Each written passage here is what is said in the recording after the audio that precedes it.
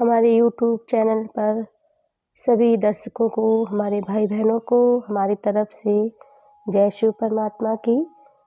आज का टॉपिक है कि परमात्मा को अकर्ता क्यों कहते हैं। परमात्मा को अकर्ता कहा गया है, वो सब कुछ करते हुए भी कुछ नहीं करता है। कैसे? परमात्मा कहता है कि मैं अकर्ता हूँ, बगैर कर्म के किसी भी मनुष्य को मैं फल नहीं देता हूँ। जिस प्रकार से परमात्मा ने इस संसार की रचना का कार्य ब्रह्मा, विष्णु और शंकर के द्वारा इस सृष्टि का कार्यभार करवाया, लेकिन करता तो सब कुछ परमात्मा ही है, लेकिन वो स्वयं नहीं करता है।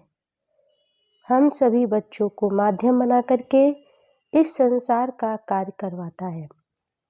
जैसे ब्रह्मा द्वारा इस सृष्टि की स्थापना का कार्य करवाया, विष्णु द्वारा इस सृष्टि की पालना का कार्य करवाया और शंकर द्वारा इस सृष्टि का विनाश का कार्य करवाया। तो इस प्रकार से आप देख रहे हैं, इस संसार पर आज महाप्रलयकाल की व्यवस्थाएं प्रारंभ हो गई हैं। तो शंकर का अब कार्य का समय है। शंकर इस संसार के विध्वंस का कार्य प्रारंभ कर रहे हैं। अभी मनुष्य को वो चेतावनी दे रहे हैं, कभी संभल जाओ, नहीं तो फिर इस संसार के प्रलयकाल में आप चले जाओगे। यदि इसी चेतावनी से मनुष्य ने अपना परिवर्तन नहीं किया, सुधार नहीं किया, तो इस संसार की महाप्रलयकाल में मनुष्य बह जाएगा, समाप्ति की तरफ चला जाएगा। इसलिए परमात्मा के संकेत को पहचानें, उसे समझें और समय को पहचानें। यदि अभी नहीं तो कभी नहीं।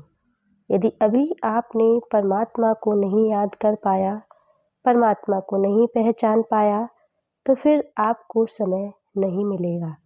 इसलिए हमें अपने जीवन का परिवर्तन करके और परमात्मा के संकेत को समझना है।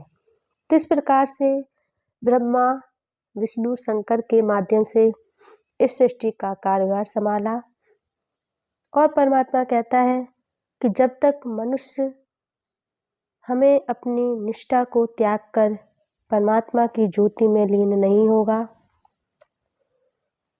तब तक परमात्मा के करीब आप नहीं पहुंच पाएंगे। परमात्मा कहता है कि मैं बगैर कर्म के किसी भी मनुष्य को फल नहीं देता हूँ। जब तक मनुष्य अपनी निष्ठा को त्याग कर परमात्मिक ज्योति में लीन नहीं होगा, तो अपने संस्कारों से मुक्त नहीं हो सकता है।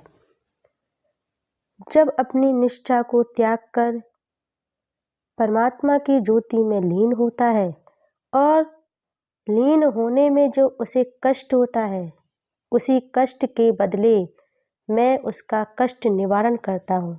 जैसे हम योग साधना करते हैं, परमात्मा को याद करते हैं, तो उसमें हमें शरीर में दिक्कत होती है, बैठने में कष्ट होता है। हम खड़े होकर साधना करते हैं, एक पैर से तपस्या करते हैं, हमें उसमें भी कष्ट होता है। हम बैठ कर के घंटे खां 2 घंटे बैठ कर के साधना करते हैं, तो उसमें भी हमें हाथ पैरों में दर्द होने लगता है, कमर में दर्द होने लगता है, थकावट होने लगती है। तो जो हमें साधना करने में जो हमें दिक्कत परेशानियां होती हैं, जो कष्ट होते हैं, उसी कष्टों से आपके कष्ट का निवारण होता है।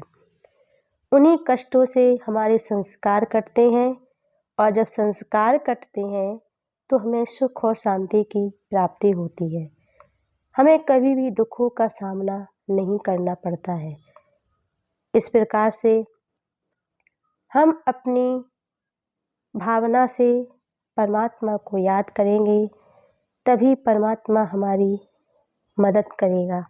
जब तक अपनी भावना को जागृत नहीं करेंगे, अपनी आत्मा को जागृत नहीं करेंगे, अपनी आत्मा से उस परमात्मा को याद नहीं करेंगे, तब तक मनुष्य का उद्धार नहीं हो सकता है।